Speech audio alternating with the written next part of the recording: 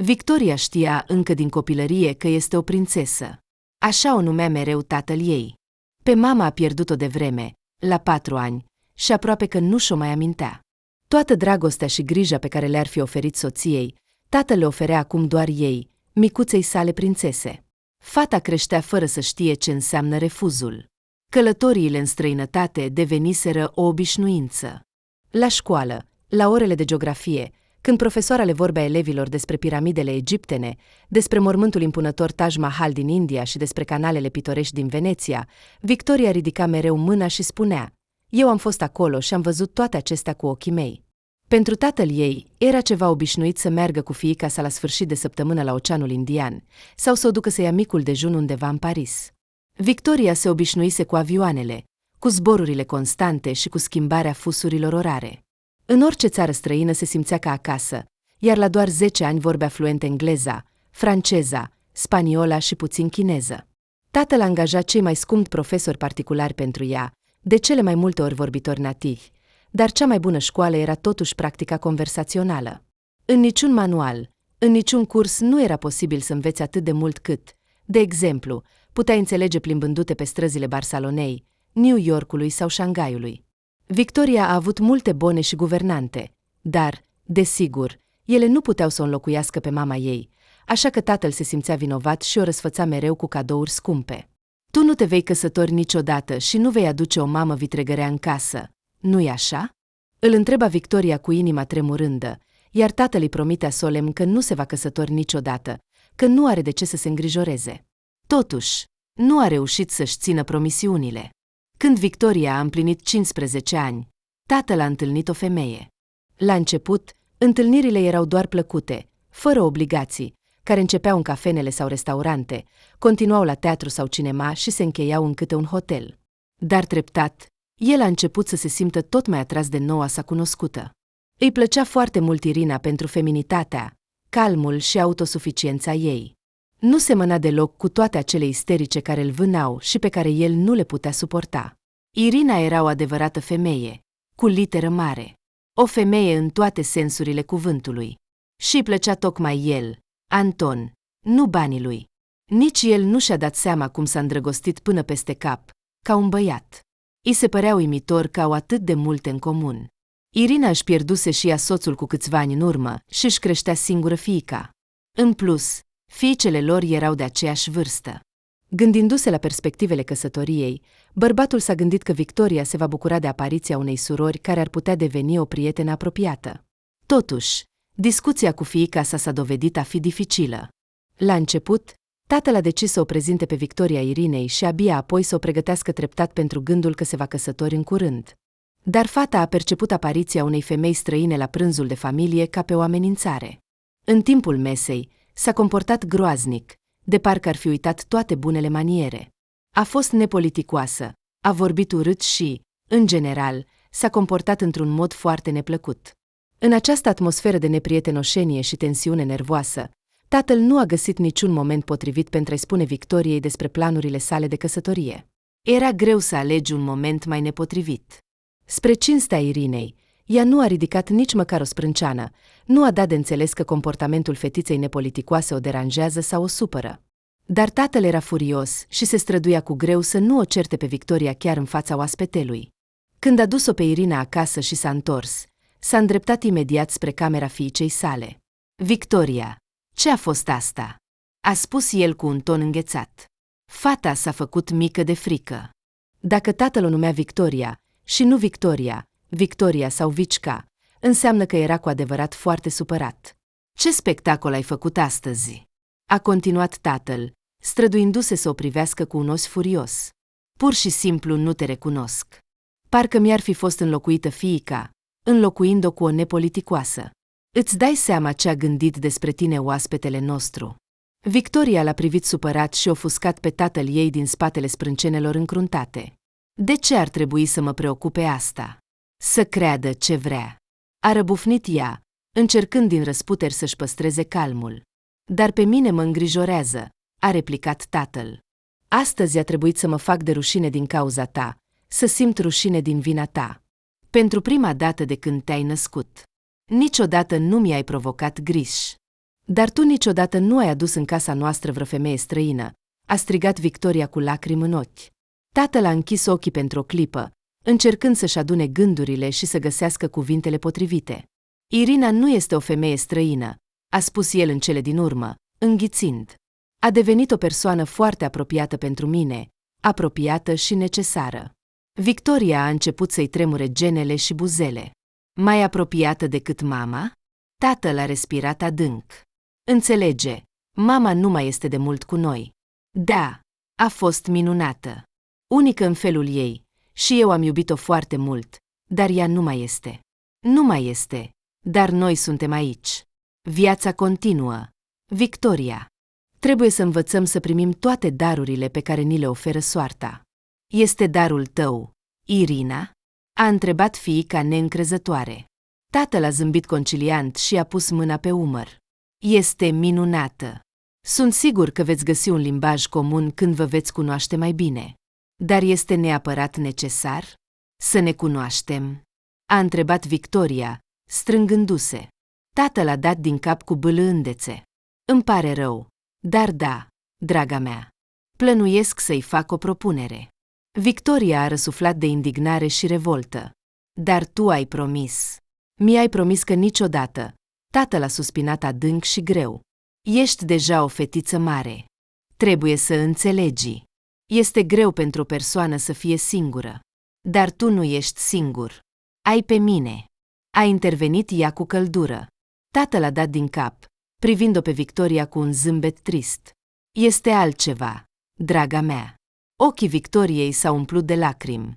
Deci, ea va avea totuși o mamă vitregă.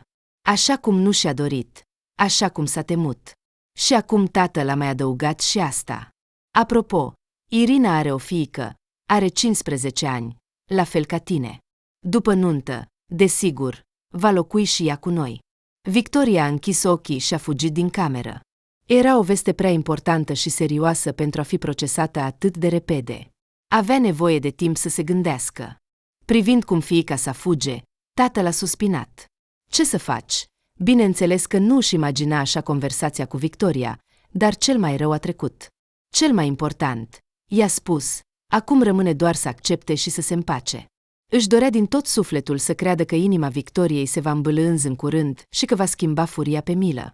Sperase foarte mult că în familia lor va fi mereu pace și liniște. Ce mult s-a înșelat! Așa cum promisese tatăl, după nuntă Irina și fiica ei Anna s-au mutat la ei. Surioara vitregă nu i-a plăcut Victoriei de la prima vedere. Era o fetiță mult prea arogantă și mândră, care se comporta de parcă ar fi fost regină, iar toți din jurul ei erau sclavi. Ceea ce era cel mai enervant era că tatăl, încercând să-i facă plăcere, se arunca să îndeplinească orice capriciu, orice dorință, pentru ca ea să se simtă nu ca o oaspete, ci ca una de-a casei. Victoriei, desigur, toate acestea nu-i plăceau deloc. O invidia pe tatăl ei pentru fetița străină, o invidia pe noua lui soție și, în general, se simțea adesea deprisos, nefolositoare în propria casă. Înțelegea că tatăl se zbătea între două focuri, încercând să nu strice relațiile cu ea și, în același timp, să construiască relații cu noi membri ai familiei. Înțelegea, dar nu voia să-i ușureze sarcina. Dacă înainte nu se certau aproape niciodată, acum conflictele izbucneau destul de des și uneori din cele mai banale motive. Tatăl a început să se plângă soției de fiica sa, iar aceasta, jucând rolul soției înțelegătoare și delicate, doar zâmbea înțelept. Ce vrei, dragule? E doar o vârstă de tranziție, va trece mai devreme sau mai târziu. Victoria știa că înainte de a se căsători cu tatăl ei, Irina nu era deloc bogată, iar Anna, înainte de a se muta în noua casă, învăța la o școală medie obișnuită, nu avea haine scumpe și gadgeturi sofisticate. Acum, când amândouă ajunseseră în vila tatălui Victoriei, se comportau de parcă toată această luxurie era ceva obișnuit pentru ele. Victoria era extrem de iritată. Era insuportabil să observe cum surioara vitregă și mama ei se plâng la micul dejun. Mango, adus la masă direct din Thailanda, nu era suficient de suculent și dulce. Iar brânza parmesan, adusă din Italia, nu avea gustul delicat la care se obișnuiseră. Victoria știa că Irina lucra înainte ca manager de birou și adesea își permitea să mănânce doar noodles instant. De unde au apărut acum aceste pretenții și mofturi regale? Tatăl, Complet fericit în noua sa căsnicie, nu observa nimic, nu vedea toată această falsitate și strălucire artificială. Victoria se adresa mamei vitrege cu numele ei, Ina, dar surioara vitregă a început imediat să-l numească pe tatăl Victoriei tata. Acesta era un alt motiv să nu-i placă acea fetiță antipatică. Dar ce tată era el pentru ea? De fapt, Anna nu a îndrăgit-o niciodată pe surioara ei vitregă și îi făcea mereu răutăți pe furș. Acum învățau împreună. Anna a fost transferată și ea la prestigioasa gimnaziu de limbi străine, la care Victoria mergea încă din clasa 1. La școală, Victoria se comporta independent, fără să facă public faptul că Anna era surioara ei vitregă. Totuși, colegii de clasă au aflat despre asta. În clasă, în fața tuturor, Anna se comporta ca o fetiță dulce și drăguță, iar în curând mulți au început să o placă. Chiar și cea mai bună prietenă a Victoriei, Olesea, cu care stăteau la aceeași bancă, a început să o simpatizeze pe Anna. Victoria a prins-o de mai multe ori pe cele două șoptindu-se despre ceva secret și chicotind. O enerva teribil. De ce Olesea șoptește cu surioara mea vitregă? Despre ce? Și, mai ales, despre cine? Dintr-o dată, i s-a părut că fetele discută despre ea. Treptat, atitudinea celei mai bune prietene față de Victoria a început să se schimbe. A observat că Olesea a început să o evite, petrecând tot mai mult timp cu Anna, iar acum se uita la Victoria într-un mod ciudat, neprietenos, aproape ostil. De câteva ori, Victoria a încercat să o provoace pe Olesea la o discuție deschisă, pentru a înțelege ce s-a întâmplat, ce i-a făcut. Prietena a evitat inițial astfel de discuții, ocolind întrebările directe, dar într-o zi nu a mai rezistat. Nu mă așteptam de la tine, Victoria, i-a spus ea aproape cu dezgust. Mi s-a părut că te cunosc bine. Atâția ani am fost prietene, iar tu, se pare, nu ești deloc așa cum credeam. Victoria a fost complet surprinsă să audă această afirmație. Ce vrei să spui? Olesea a suspinat și a privit-o cu reproș pe prietenă. Cum poți să te comporti așa cu Anna? Victoria a fost și mai confuză. Da, ea și surioara vitregă nu se iubeau, dar acest sentiment era reciproc, nu unidirecțional, așa că ar fi fost ciudat să fie acuzată doar pe ea. Și cum mă comport eu cu ea? De ce te prefaci că nu înțelegi? S-a enervat Olesea. Anna mi-a spus totul. Și că te comporti cu ea ca și cum ar fi o servitoare, obligând-o să facă mereu curățenie în casă și în camera ta. Că îi lași doar resturile de la prânz. Că nu-i permiți tatălui tău să-i cumpere haine bune. Îi dai hainele tale vechi. Că o cerți mereu și o numești cu cele mai urâte cuvinte. Victoriei i s-a părut că nu a auzit bine sau că Olesea delirează. De unde ai scos asta? A strigat ea. De ce aș proceda așa? Nu sunt un monstru și nu sunt Medusa. Olesea a dat din cap. Pur și simplu ești gelos pe tatăl tău. Te enervează că el o iubește pe Anna ca pe fiica lui. Așa că îi pui bețe în roate. O iubește ca pe fiica lui? Ce spui? A strigat Victoria, șocată. Ascultă-ți mai mult pe Anna. Ea îți va spune tot. Te-ai obișnuit că întreaga lume se învârte în jurul tău și ai fost răsfățată, a observat Olesea cu severitate. Anna mi-a spus toate acestea în cel mai mare secret. Nu s-a plâns, doar a împărtășit suferințele ei. Cum îți este rușine să o supui pe fetița sărmană? Victoria era pe cale să plângă. Ce? Nu mă auzi. Îți spun că totul este o minciună. Pe cine crezi? Pe mine, cu care ești prietenă de atâția ani. Sau pe o fetiță pe care o cunoști puțin, care este fericită să încerce să mă discrediteze în ochii tăi. Olesea a ridicat din umeri. De ce să mintă? Nu are motive să te facă să arăți mai rău decât ești de fapt. Dar tu ai motive să o faci. Deci, ai acceptat atât de ușor cuvintele ei? Ai căzut în capcana poveștilor ei plângătoare?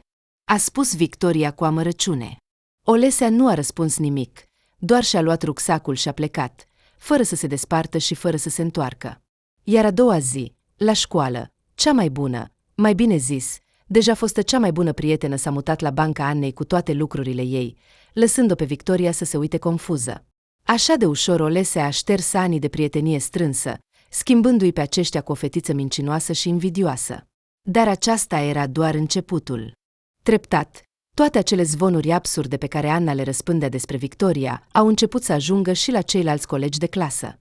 În curând, Toți au început să se uite la Victoria ca la un monstru, de parcă ar fi fost o ființă care urăște surioara vitregă și încearcă în toate modurile să-i strice viața. Victoria, în disperare, înțelegea că, dacă ar începe să se apere, nimeni nu o va crede. Dintr-un motiv oarecare, toți colegii de clasă au crezut instantaneu în onestitatea sărmanei Anna. Nimeni nu a avut nici măcar o umbră de îndoială că ea spune adevărul. Ce să faci? A fost greu, dar Victoria încerca să-și țină capul sus și să nu arate cât de greu și neplăcut îi era de fapt. Încerca să pare independentă și calmă, deși în interiorul ei se desfășura un adevărat uragan. Iar surioara vitregă o urăște în adâncul sufletului. O singură dată, răbdarea Victoriei a cedat, când toate aceste zvonuri absurde au început să ajungă și la profesori. Odată, diriginta Svelana Valerievna a reținut-o pe Victoria după ore. Arăta supărată și se făția nervoasă, neștiind de unde să înceapă conversația dificilă. Victoria, draga mea, a spus ea în cele din urmă, ești bine? Victoria a deschis ochii mari, nedumerită de întrebarea. Învăța în continuare cu note mari, iar ce se întâmpla în sufletul ei nu arăta nimănui. Oare Svelana Valerievna a observat tristețea din adâncul ochilor ei?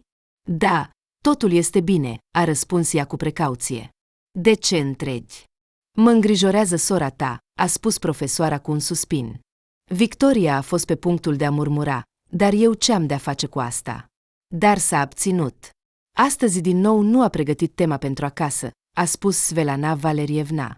Victoria a ridicat din numeri. Asta nu era deloc surprinzător pentru ea. Surioara vitregă era o leneșă groaznică. Putea să stea toată ziua întinsă pe pat, uitându-se la telefon sau stând la computer, fără să se apuce de teme. Înțeleg că trebuie să-ți fie greu să accepți o fetiță străină în casa voastră, a spus Svelana Valerievna cu jenă. Dar totuși, încearcă să-ți controlezi emoțiile și supărările. Victoria a clătinat din cap, nedumerită. Și ce legătură au emoțiile mele? Diriginta s-a bâlbâit din nou, având dificultăți în a găsi cuvintele. Înțelege, nu trebuie să o împiedici pe Anna să învețe. Fetița tânjește după cunoștințe, iar tu nu-i permiți să învețe normal. Eu? Eu nu-i permit, a repetat Victoria, șocată.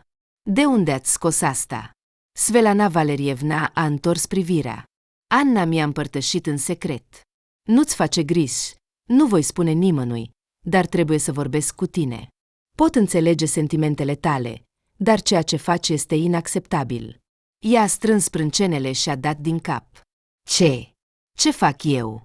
A strigat Victoria, neputând să se abțină. De ce vorbiți toți înghicitori? Diriginta a privit-o cu o expresie de compasiune în ochi. Sau poate că tu nu înțelegi. Îți pui muzica la maxim în toată casa când Anna se așează la teme. Îi ascunzi caietele și manualele. Odată ai turnat suc în rucsacul ei. Îi scoți cerneala din pixuri. Asta e prea mult. Înțelegi?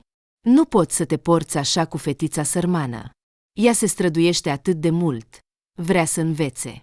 Era atât de fericită că a ajuns la școala noastră. Iar tu, nu-i dai nicio șansă. Victoria a tăcut, șocată. Totul era atât de absurd încât nu se putea înțelege. Iar cel mai rău era că înțelegea că a se justifica era inutil. Surioara vitregă era o actriță magnifică, știa să câștige simpatia oricui, în timp ce o acuză pe Victoria de toate păcatele. Și cei din jur credeau în Anna, nu în Victoria. Aplecându-și capul, lupta cu lacrimile care îi apăreau în ochi.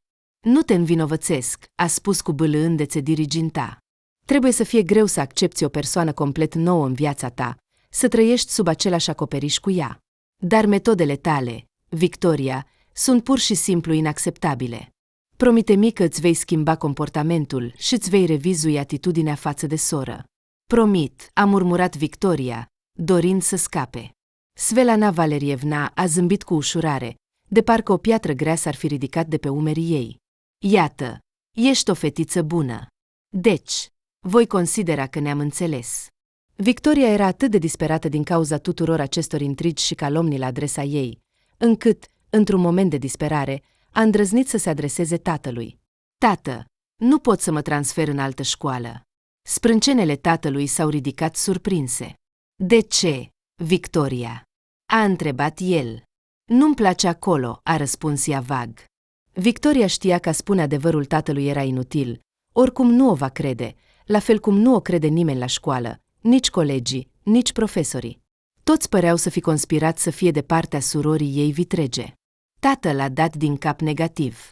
Ei bine, nu-mi place, nu este un argument serios.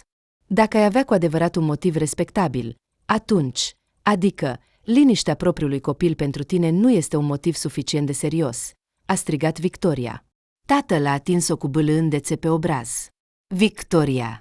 Înțeleg că trebuie să fii foarte obosită, sarcinile din școala modernă sunt foarte mari, dar înțelege, mai ai de învățat doar 2 ani și jumătate.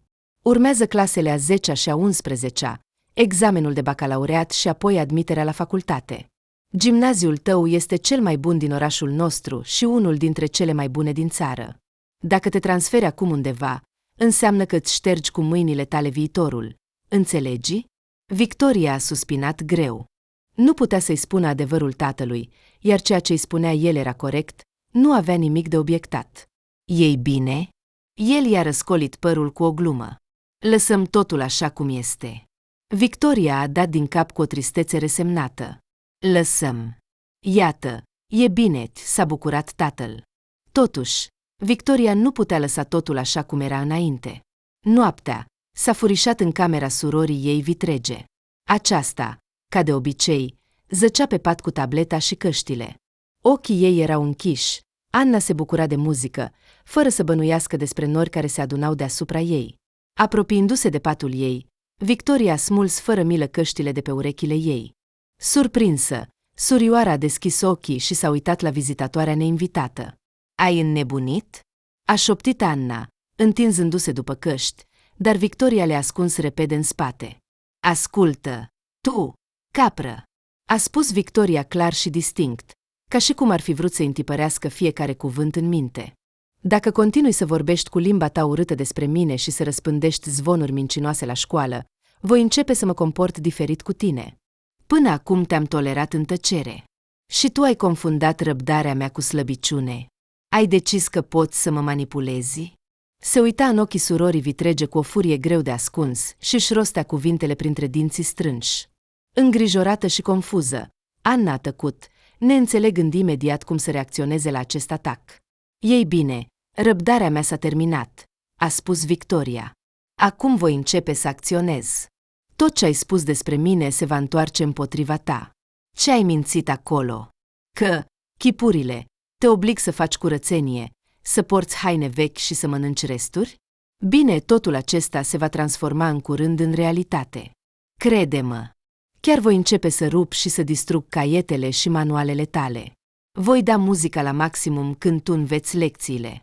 Pe scurt, îți voi face o viață atât de paradisiacă, încât nu îți va veni să crezi. Nu am nimic de pierdut. Datorită ție, toată lumea crede că eu fac asta de mult timp. Ce să zic? Voi începe să mă conformez poveștilor tale despre mine. La început, voi tăia și rupe toate hainele tale. Apoi, nu trebuie, a întrerupt-o Anna, speriată. Poate că putem evita măsuri atât de radicale? Tu pur și simplu nu m-ai înțeles. Toată lumea m-a înțeles greșit. Eu doar am vrut să glumesc. Nu am avut nicio intenție rea, jur. Serios? A zâmbit Victoria, încrucișându-și brațele. Nu bănuia că Victoria îi va veni atât de ușor. Anna s-a dovedit a fi o fricoasă obișnuită, ca toți mincinoșii, de altfel. Nu cer de la tine să fii prietena mea și să mă săruți pe buze, a spus Victoria cu ironie. Hai să păstrăm neutralitatea. Crede-mă, este în interesul tău. Putem pur și simplu să nu ne observăm una pe cealaltă. Asta e suficient. Și, realizând că surioara este gata să accepte orice, a afișat un zâmbet dulce. E bine? E bine, a murmurat Anna de atunci. Relațiile surorilor vitregi s-au normalizat mai mult sau mai puțin. Mai exact, pur și simplu au încetat să se observe una pe cealaltă. Chiar și aflându-se în aceeași cameră, nu comunicau. Ambele erau foarte mulțumite de această situație. Anna a încetat să răspândească zvonuri murdare despre soră, iar în curând, atitudinea bună a colegilor de clasă față de Victoria a revenit. Ea a încetat să mai fie o paria, iar fosta ei cea mai bună prietenă, Olesea, A început din nou să se apropie de ea cu zâmbete îmbietoare și priviri de scuze, sugerând că este dor. Dar, dintr-un motiv oarecare, Victoria nu mai dorea să fie prietenă cu ea. Dacă Olesea a putut distruge atât de ușor anii prieteniei lor, dacă a crezut în vorbele unei fete puțin cunoscute, atunci nu merită o astfel de prietenie. Nu să continue să comunice cu Anna, dacă s-au înțeles atât de bine. Relațiile cu mama vitregă au fost aproximativ aceleași, o neutralitate rece. De asemenea, cu tatăl ei îi plăcea din ce în ce mai puțin să se deschidă și să împărtășească lucruri importante. Victoria se simțea uneori groaznic de singură. Uneori, îi se părea că ea însăși, nu fiica lui biologică, ci adevărata lui fiica Anna, cei trei se înțelegeau perfect fără ea, iar Victoria s-a gândit de mai multe ori cu amărăciune că, dacă ar dispărea din viața lor, nimeni, probabil, nu ar observa. Poate doar Anna, care, dimpotrivă, s-ar bucura când s-ar elibera de Victoria. Au trecut ani. Iată că au trecut și școala, și universitatea. După obținerea diplomei, tatăl a invitat-o pe Victoria să lucreze în firma lui, pentru a-și face experiență în afaceri. Dacă vrei, poți pleca în orice moment, i-a spus el fiicei. Dar vei obține o practică excelentă. Cred că este o oportunitate bună și un impuls pentru dezvoltarea viitoare. După ce a reflectat puțin, Victoria a acceptat. De ce nu? Dar nu-mi face favoruri, a cerut ea tatălui. Faptul că sunt fiica ta nu ar trebui să influențeze evaluarea calităților și acțiunilor mele profesionale. Întreabă-mă la fel de strict ca pe toți ceilalți angajați. Nu mă favoriza, nu mă răsfața. Dacă este necesar, penalizează-mă, privează-mă de prime. În general, vreau să fiu un angajat obișnuit, nu fiica tatei, și să nu mă evidențiez. Și, de asemenea, vreau să închiriez un apartament mic și confortabil din prima mea salariu și să încep să trăiesc separat. La urma urmei, îmi doresc de mult timp libertate și independență. Am convenit. Tatăl a dat din cap cu un zâmbet și, neputând să se abțină, a adăugat, ce mare ai devenit. Victoria s-a rușinat și s-a grăbit să încheie această conversație stânjenitoare. De mult timp nu mai era obișnuită cu discuțiile intime cu tatăl ei. Din fericire, nu a fost nevoită să se întâlnească cu sora vitregă în biroul tatălui, profesia ei nu era legată de afaceri. Anna credea că domeniul ei este arta și s-a înscris după școală la Institutul de Cultură. La început a vrut să meargă la facultatea de actorie, dar a picat, a trebuit să meargă la cea de coregrafie. Dansa destul de bine, fără talente deosebite, dar totuși acceptabil. Numai că, după terminarea institutului, a apărut din nou problema angajării. Nimeni nu ar fi angajat-o la teatrul de balet. Evident, nu avea suficiente abilități. În cele din urmă, Anna s-a angajat ca șefa unui cerc de dans la Palatul Culturii. Când Victoria a aflat această veste, a zâmbit doar cu scepticism. Era foarte greu să o imaginezi pe sora vitregă în rolul de pedagog, mai ales că ea nu suporta copiii, dar, în cele din urmă, era treaba ei și viața ei. La început, a fost greu. Victoria și-a impus o bară foarte înaltă, iar în primele săptămâni, venind acasă de la muncă, cădea pur și simplu de oboseală. Nu avea putere nici măcar să se dezbrace, să facă un duș și să mănânce. Îi era rușine să-i mărturisească tatălui că nu reușește și nu se descurcă, așa că, strângând din dinți, a învățat cu perseverență zi de zi toate subtilitățile muncii în compania tatălui.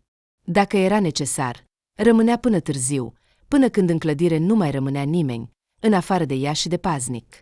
Tatăl, desigur, nu putea să nu observe dăruirea Victoriei, dar nu intervenea, considerând corect că, dacă nu se va descurca, ea însăși îi va spune. A respectat condițiile acordului lor verbal de a nu-i face favoruri.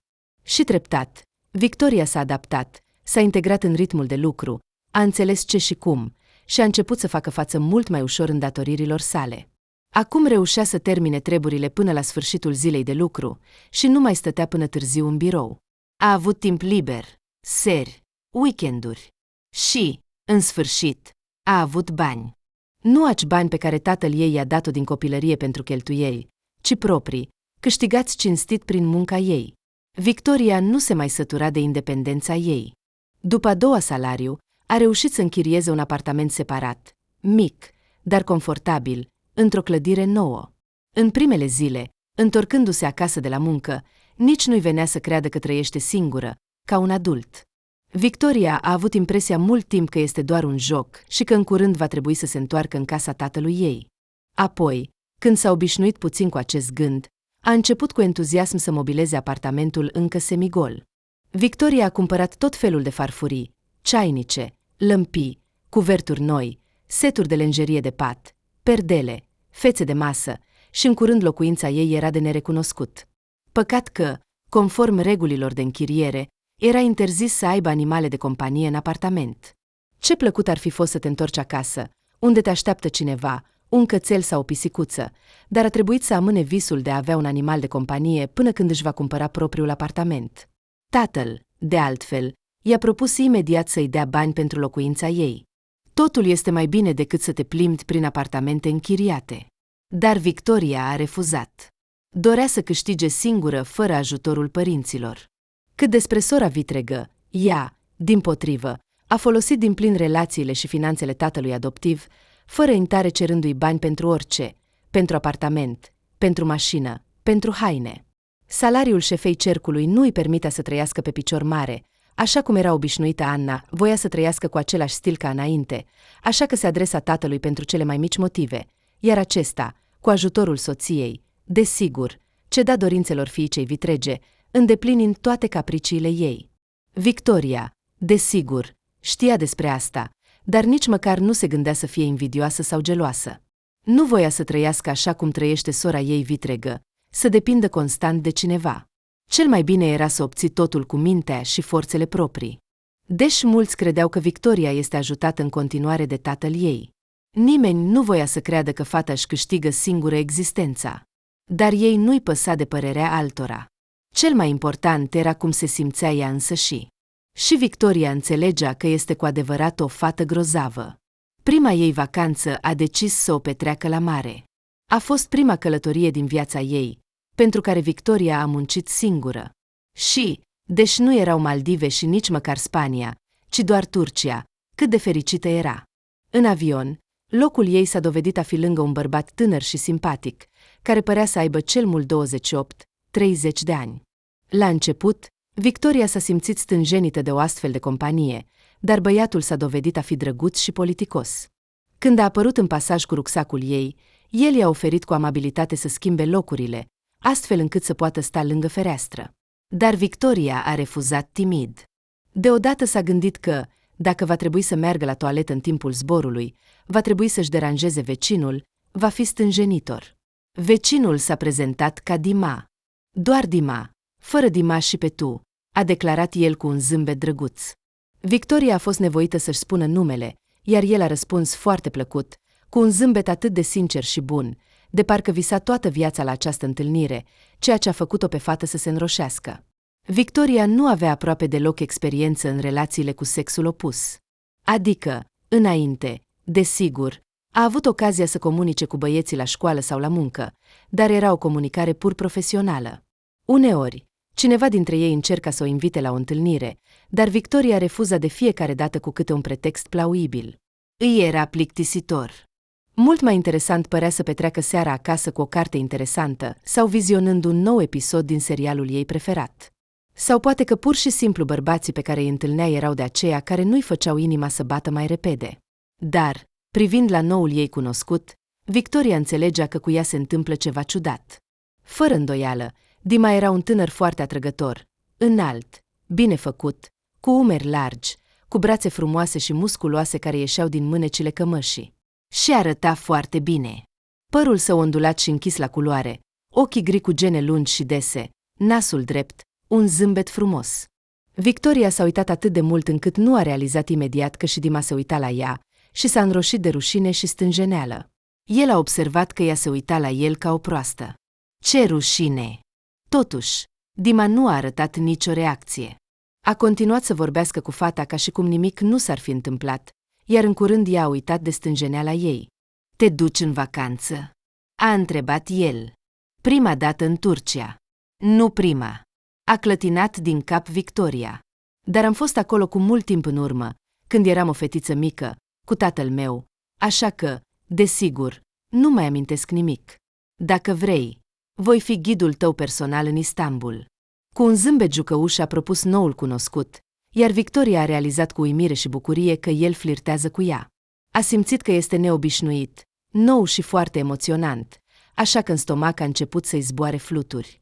Sunt pur și simplu îndrăgostit de acest oraș și am fost acolo de 1000 de ori. A continuat Dima. Îți voi arăta toate colțurile sale cele mai interesante, te voi duce în cele mai bune cafenele și restaurante, te voi servi cu cea mai bună cafea din lume. Sună tentant. A zâmbit Victoria. Dar nu te va plictisi să-ți petreci vacanța cu mine.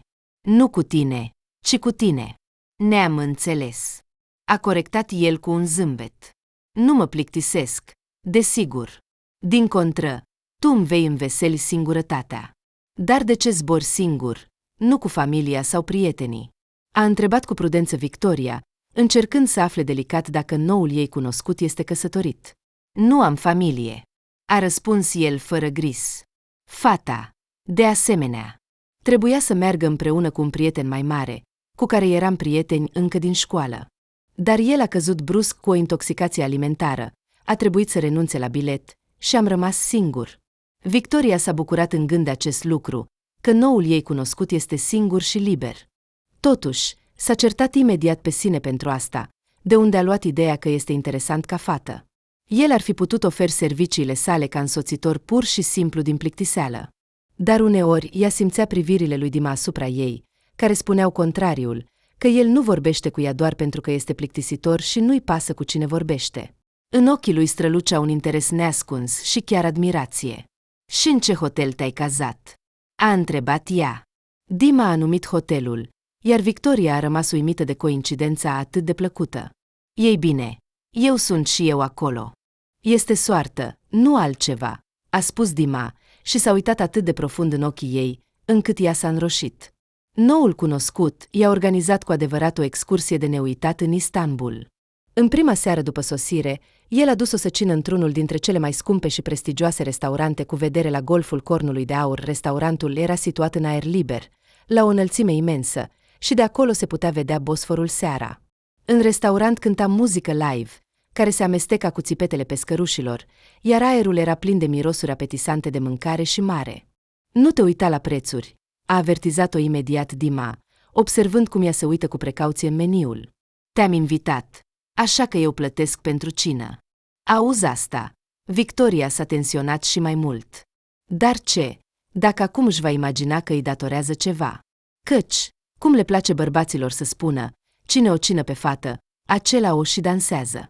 Dar Dima părea că știe să-i citească gândurile, sau poate că ele erau pur și simplu scrise pe fața Victoriei. Observând confuzia și stânjeneala ei, el a zâmbit cu bâlâândețe și a acoperit ușor palma Victoriei cu a lui.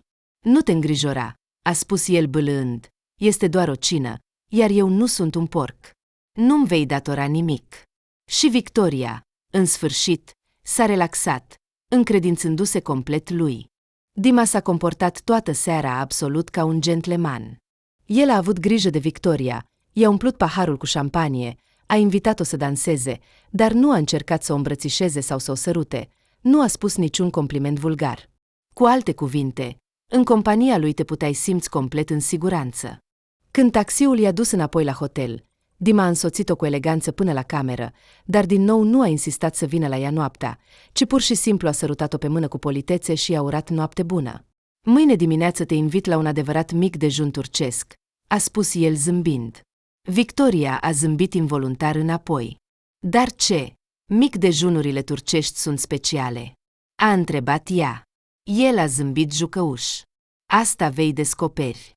În dimineața următoare, el a dus-o într-unul dintre vechile cartiere din Istanbul, unde părea că totul respiră istorie.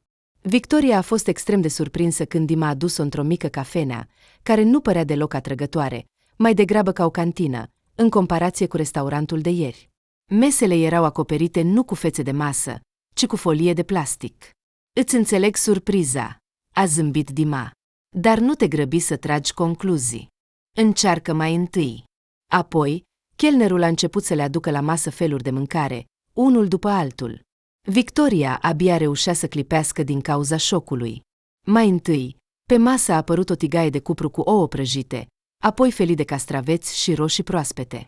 O altă tigaie cu cârnați prăjiți aromati, legume gătite, măsline negre, verzi, roz, umplute cu ulei.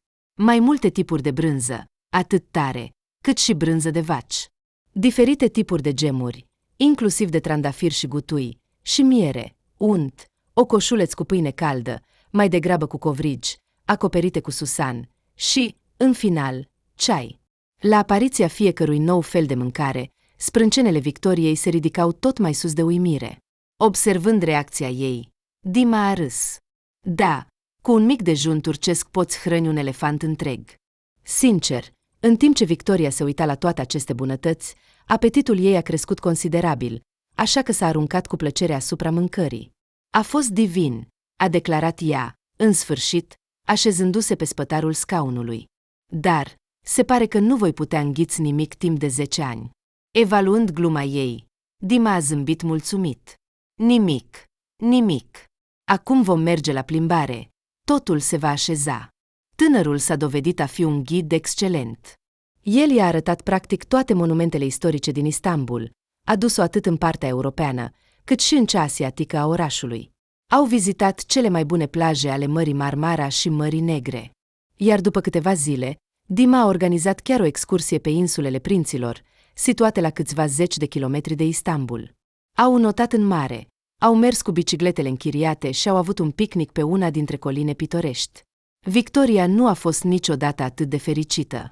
După câteva zile de la sosire, Dima a decis să o sărute cu delicatețe. Victoria nu s-a opus. La urma urmei, și ea visa de mult la asta. Și din acea zi, relațiile lor au trecut la un nou nivel.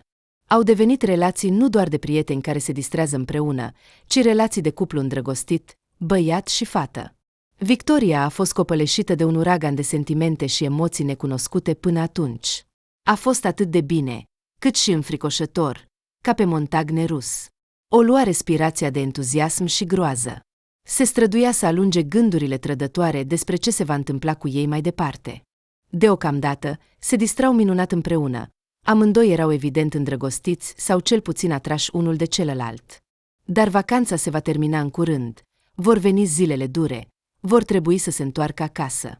Va dori Dima să continue comunicarea după întoarcerea în Moscova?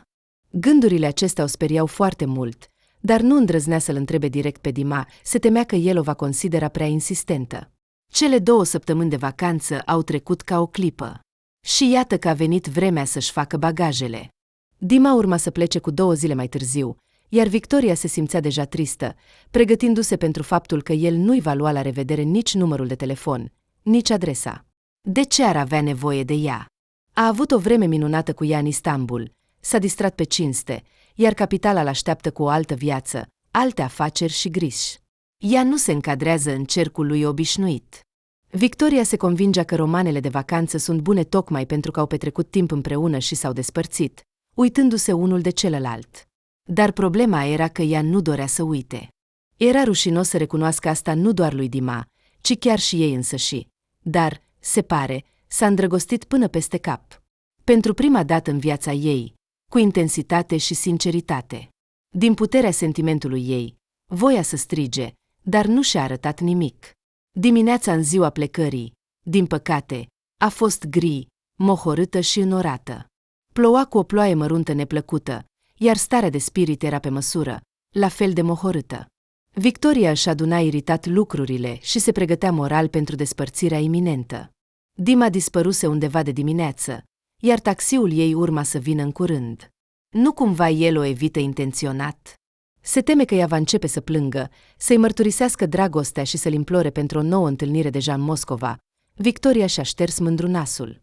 Ce bine! Dacă el chiar se ascunde, atunci nu se va apuca să-l caute. Prea multă onoare. Când a pus toate lucrurile în valize, a reușit cu greu să o închidă. Dima a intrat în cameră. Mi-am schimbat biletul, a declarat el ușor, așa că vom zbura împreună. Victoria s-a uitat la el, neînțelegând. Adică, cum ai schimbat? Ai încă 2 zile de vacanță. Trebuia să pleci poimâine. Trebuia, dar nu vreau. A ridicat din umeri Dima, ce să fac aici fără tine? Totul va fi gol și plictisitor. Nu vreau să rămân aici fără tine nici măcar o zi. Înțelegând că nu glumește, Victoria a simțit că buzele ei, împotriva voinței, se întind într-un zâmbet fericit. Deci, ești cu adevărat din cauza mea? Dima a clătinat din cap, ca și cum s-ar fi mirat de naivitatea ei. Din cauza cui altcuiva? Victoria, eu sunt nebun după tine, de la prima privire, de când te-am văzut. Și noi, i-a înghițit un nod în gât, pentru că cuvintele îi veneau acum cu mare dificultate. Și noi vom continua să comunicăm în Moscova. El a deschis ochii mari de uimire sinceră. Desigur, vom continua. Cum altfel? Deodată, fața lui a devenit îngrijorată. Dacă, desigur, tu vrei, a întrebat el cu prudență. Victoria a dat din cap. Foarte, foarte vreau. Ei bine, și asta e minunat. Dima a îmbrățișat-o și a strâns-o tare la piept. Nu vreau să te las să pleci nicăieri. Și nu te voi lăsa niciodată. Așa a început romanul lor, mai întâi ca o vacanță, iar apoi, treptat, s-a transformat într-unul adevărat, cu toate atributele aferente. Dima îi aducea Victoriei flori și cadouri, o invita la teatre și filme, o ducea la restaurante. După o săptămână, Victoria s-a mutat din apartamentul ei închiriat la el. Într-o zi frumoasă, ea, rușinându-se, i-a spus că tatăl ei vrea foarte mult să-l cunoască. Tata ne-a invitat pe amândoi la cină sâmbătă. Abia așteaptă să te vadă. Spune că e curios cine i-a furat inima fiicei lui. Și eu voiam să-l cunosc. A dat din cap Dima până la urmă. Mâna fetei trebuie cerută de la tatăl ei, conform vechii tradiții. Victoria a rămas fără cuvinte. Mâna fetei? Adică, mâna mea? Dima, glumești? El a clătinat din cap. Deloc. Nu ai vrea să devii soția mea? Ea și-a mușcat buza de jos. E prea neașteptat. Trebuie să mă gândesc. Dima a făcut o față fioroasă și a răcnit intenționat. Ce e de gândit? Noi deja trăim împreună, ca un soț și o soție. Tu mă iubești, nu-i așa? Te iubesc. Dar, ce dar? Niciun dar. Ne iubim, nu putem trăi unul fără altul, așa că trebuie să ne legalizăm relația, să trăim mult și fericiți în dragoste și armonie și să avem mulți copii. Victoria a oftat și a râs. Chiar mulți. 4. Sau poate 3. La mai puțin nu mă înțeleg, a declarat Dima serios. A visat mereu la o familie mare și unită. Așadar, ce zici? Te vei căsători cu mine, încăpățânată? Victoria a dat din cap vesel. Da, da și încă o dată da. Când au ajuns la casa tatălui Victoriei și au ieșit din mașină, o țigancă le-a blocat brusc calea. Nu merge acolo, frumoasă, a spus ea, fixându-și privirea nemișcată asupra fetei cu ochii ei negri. Victoria s-a fiorat. Nu credea în toate aceste prostii despre prezicerea viitorului, ghiciri și alte aberații paranormale. Dar cuvintele țigăncii au făcut-o să se simtă brusc neliniștită. Chiar a simțit un fior pe piele. La început a vrut să ignore cerșetoarea îndrăzneață și să treacă pe lângă ea, dar totuși nu s-a putut abține și a întrebat de ce. Țiganca a clătinat din cap, fără să-și ia ochii de la Victoria. Nu merge, a repetat ea. Îți vei da fericirea din mâinile tale în altele. Victoria a rămas perplexă. Ce prostii! A murmurat ea confuză, dar, din fericire, Dima a intervenit. De ce o asculți? S-a mirat el. Știi că țiganii sunt manipulatori pricepuți. Singurul lucru pe care îl vreau de la tine este să cerșesc mai mulți bani. Nu am nevoie de bani, a răspuns ferm țiganca și a repetat din nou aceste cuvinte ca un blestem, uitându-se la Victoria. Nu merge. Dima a luat-o hotărât pe Victoria de mână și a dus-o cu el, ordonându-i scurt. Nu-i da atenție acestei nebune. Și, deși Victoria se consola că toate acestea sunt prostii, starea ei s-a stricat puțin.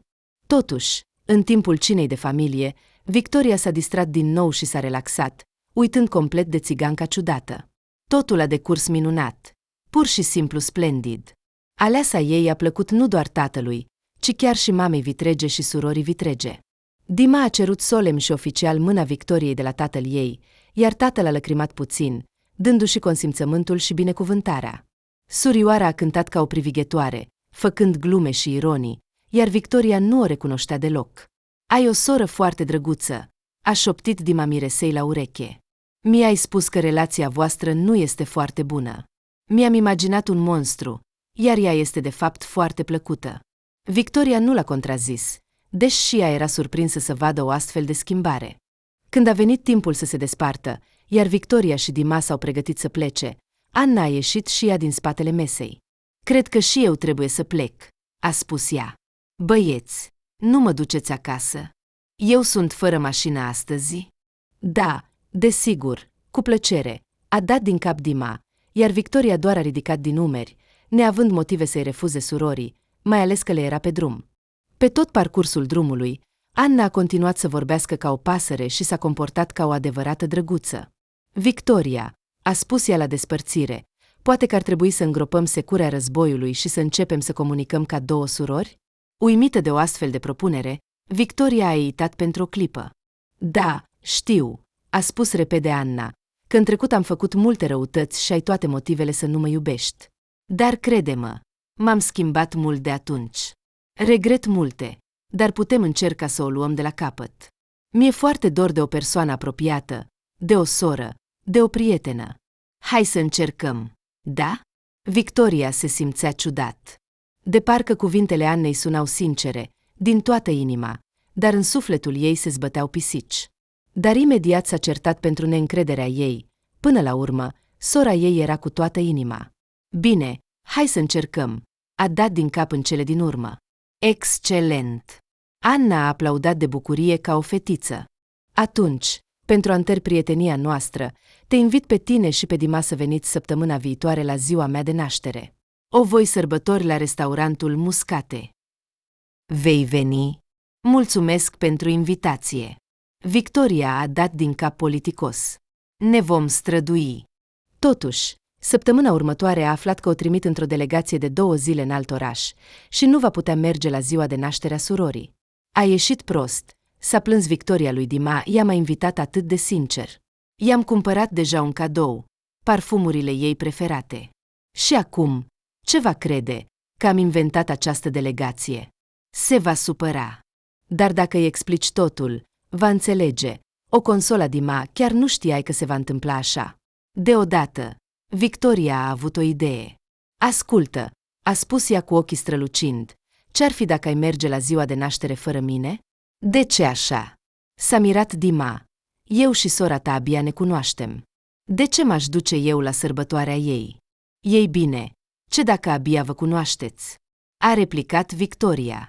Te-a invitat pe amândoi, pe mine și pe tine.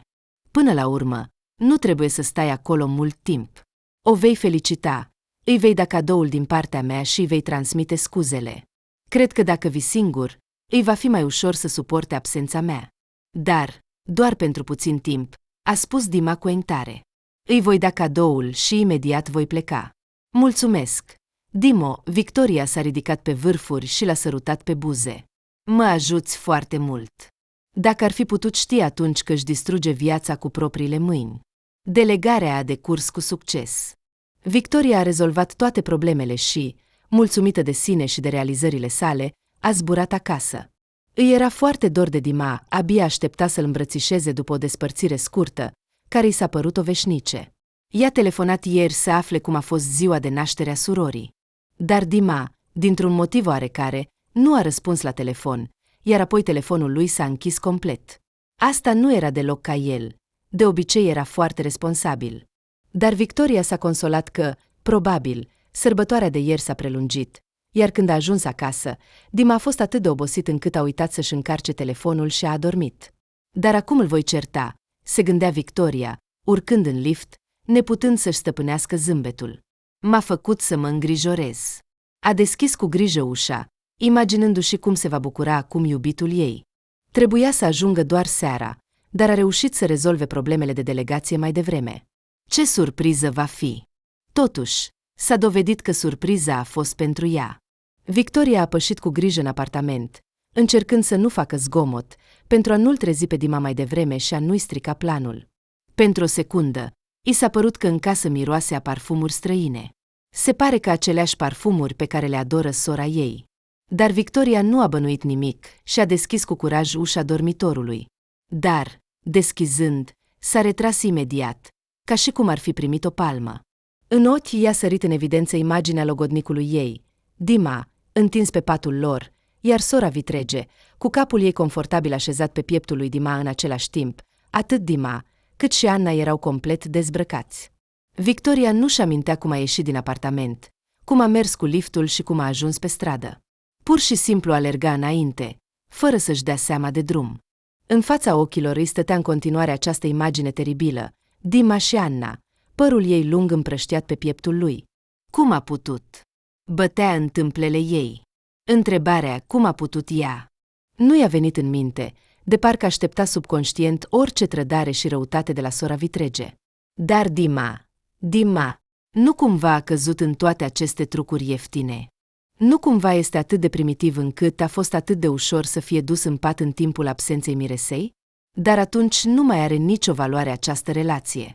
Victoria se consola că a aflat acum despre infidelitatea lui Dima ar fi fost mult mai rău dacă s-ar fi întâmplat după nuntă. Slavă Domnului! Până acum nu s-au căsătorit și nu au avut copii. Dar, amintindu-și cum visau ei doi despre o familie mare și unită, nu a mai putut și a început să plângă. De ce a făcut asta? De ce? A fost o mare noroc că Victoria nu a reușit să-și elibereze apartamentul închiriat, pentru că a plătit pentru 6 luni în avans. Acum avea unde să fugă de Dima, desigur. Ideea de a se întoarce acasă la tatăl ei nu o lua în considerare. Deodată a fost cuprinsă de rușine. Doamne, cum îi va spune tatălui că nu va mai fi nuntă, că Dima a înșelat-o și cu cine? Cu Anna. Acasă, după ce s-a mai liniștit puțin și a băut un calmant, Victoria a luat hotărât telefonul și a scris lui Dima un mesaj. Te-am văzut cu Anna, între noi totul s-a terminat. Dacă mă respecti măcar puțin, nu mai încerca să mă cauți. Nu te voi ierta niciodată. Și, după ce a trimis acest mesaj, l-a adăugat pe Dima în lista neagră, pentru a nu mai putea să-i scrie sau să o sune. Câteva zile a stat închis în apartamentul ei mic, fără să răspundă la telefoane și la bătăi în ușă. Știa cine ar putea suna și bate, dar nu voia să-l vadă niciodată în viața ei. A sunat la muncă și a spus că s-a îmbolnăvit, așa că i-au dat o mică vacanță fără plată. Victoria nu a scos nasul din apartament, comanda mâncare prin livrare și, înainte de a deschide ușa, se uita atent prin vizor. Nu cumva se ascunde în spatele curierului iubitul ei infidel. De câteva ori a văzut mașina lui Dima sub feronerie. El venea la ea, probabil voia să vorbească, stătea ore întregi sub feronerie, o chema, bătea în ușă cu mâinile și picioarele, dar ea tot nu deschidea. Lacrimile îi curgeau pe obraj când auzea cum o cheamă de după ușă. Victoria, te rog, deschide. Dă-mi voie să mă explic. Te rog. Dar ea nu reacționa și nu ceda provocărilor. În cele din urmă, într-o zi, când Dima bătea la ușă, vecina a ieșit pe hol și i-a amenințat că, dacă nu se oprește, va chema poliția. Și într-o zi frumoasă, mai degrabă oribilă, tatăl Victoriei a venit la ea.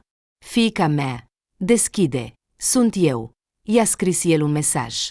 Ea a deschis ușa cu neîncredere, verificând dacă nu are pe cineva în spate. Sunt singur, a spus tatăl, ridicând mâinile, iar Victoria s-a dat la o parte, lăsându-le să intre. Tatăl a intrat în cameră, s-a așezat cu grijă pe marginea canapelei și a privit-o pe fiica lui cu o privire îngrijorată. Mănânci ceva? I-a scăpat la vederea feței ei slăbite, cu cercuri negre sub ochi. Victoria a ridicat din numeri indiferent. Mănânc ceva, a spus ea. Chiar nu-și amintea. Tatăl a clătinat din cap, privindu-o cu sinceră compasiune. Așa nu se poate. Victoria, te vei distruge. Victoria a respirat adânc. Știi deja? A întrebat ea cu prudență. El a întors privirea. Da, știu. Și trebuie să-ți mai spun ceva. Ce? A întrebat Victoria indiferent și fără interes. Sora ta, Anna, este însărcinată. În curând se va căsători cu Dima, îmi pare rău. Mi-e foarte greu, dar nu pot face nimic în privința asta. A venit ziua nunții. Victoria, desigur, nu a mers la nuntă. De fapt, nici nu a fost invitată, dar știa data. Era ziua în care au murit definitiv toate visele ei, speranțele și credința în oameni. Stătea acasă, uitându-se la perete, și-și imagina cum acum Dima, atât de elegant și frumos în costumul de mire, vine să-și ia mireasa. Cum merg la oficiul stării civile, cum se desfășoară ceremonia solemnă a căsătoriei lor. Dima îi pune inelul Annei pe deget și o sărută. Oaspeții aplaudă. strigă, amărât. Și deschid șampania. Probabil că semăna cu o sesiune de masoism, dar Victoria nu putea face nimic în privința asta. Își repeta din nou acest film imaginar în minte. Și de fiecare dată se simțea din ce în ce mai rău. Dacă ar fi știut ce se întâmplă la nuntă. Când mașinile au ajuns la palatul căsătoriei și procesiunea de nuntă s-a îndreptat nerăbdătoare spre ușile oficiului stării civile, calea mirelui și miresei a fost brusc blocată de o țigancă. Ea s-a așezat chiar în fața tinerilor și a ridicat mâna cu palma înainte, de parcă le-ar fi ordonat să se oprească.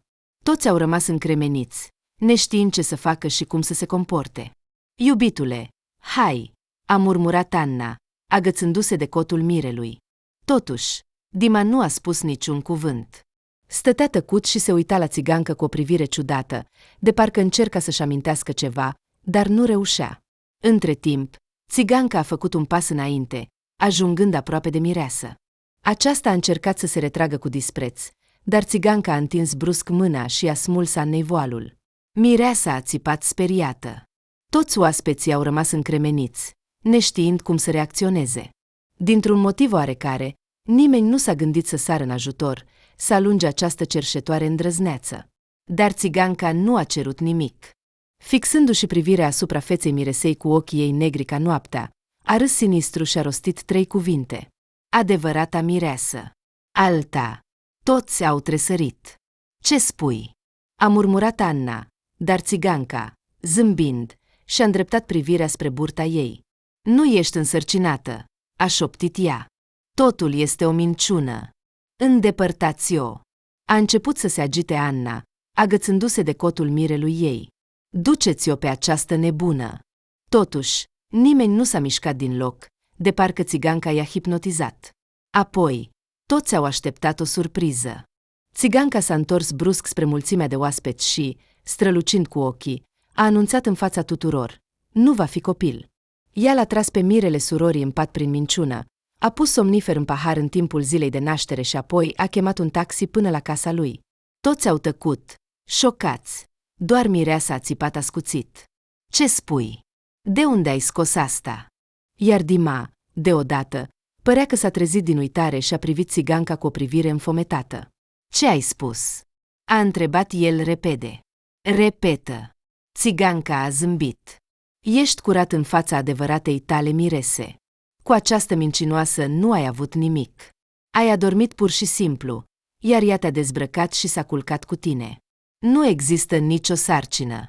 Ea spera să rămână însărcinată după nuntă. A invidiat-o mereu pe sora ei, așa că a fost o chestiune de principiu să te ia de la ea." Dima s-a schimbat la față și a îndreptat o privire furioasă spre Anna. "E adevărat?" "Dimo, de ce crezi această nebună?" a murmurat ea, dar fața ei s-a umplut de pete roșii. Dima a clătinat din cap.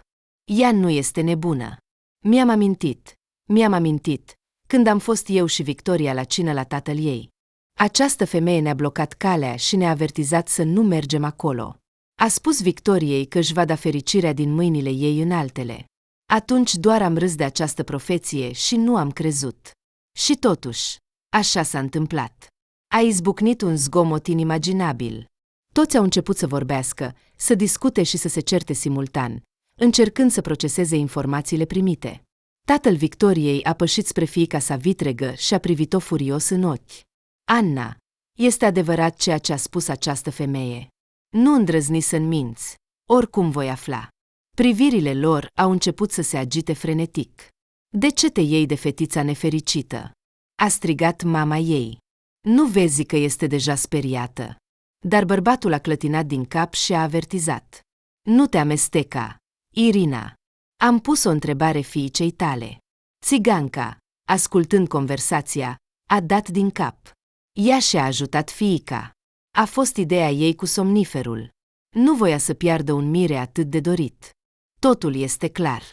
Dima a respins furios mâna miresei, care încă se agăța de cotul lui. Dar eu știam, simțeam că în această afacere este ceva necurat. Dar nu am putut. Pur și simplu nu am putut să mă îmbăt atât de tare încât să nu mă amintesc cu cine am petrecut noaptea. Și nu am obiceiul de a mă arunca asupra altor femei, dacă iubesc doar una. Și cum nu mi-a venit această idee cu somniferul în minte? Pe umărul mirelui a căzut o mână puternică a tatălui Victoriei. Mă bucur că este doar o minciună monstruoasă și o greșeală, a spus el. Du-te imediat la Victoria. Fata suferă foarte mult. Îi este rău fără tine. Dima s-a lărgit într-un zâmbet larg. În sfârșit, pot merge la ea cu o conștiință curată. Toată această vreme m-am disprețuit și m-am urât, gândindu-mă că am înșelat, iar acum sunt cel mai fericit om din lume. Și în câteva minute, mirele a sărit în mașină și a plecat. Oaspeții stăteau grăbiți în fața oficiului stării civile, neștiind ce să facă acum. Anna plângea umilită, iar mama încerca să o consoleze. Tatăl Victoriei căuta cu privirea țiganca, pentru a-i mulțumi, dar deodată s-a gândit că poate ar trebui să-i ofere niște bani pentru ajutorul neprețuit. Dar femeia misterioasă dispăruse fără urmă, de parcă toată lumea o visase. La scurt timp după întâmplare, tatăl Victoriei a divorțat de mama Annei, neputând să ierte complicitatea la cele întâmplate, neputând să ierte lacrimile și suferințele fiicei sale. Cât despre Victoria și Dima, ei erau foarte fericiți împreună. Tinerii s-au căsătorit cât mai repede a fost posibil. Și deja după un an i-au dăruit bunicului, care era în extaz de bucurie, primul nepot. Și acum, întâlnind țigănci pe stradă, nu se mai fereau și nu le mai evitau. Dimpotrivă, le ofereau generos, ca un semn de recunoștință și apreciere pentru una singură, care le-a salvat odată dragostea.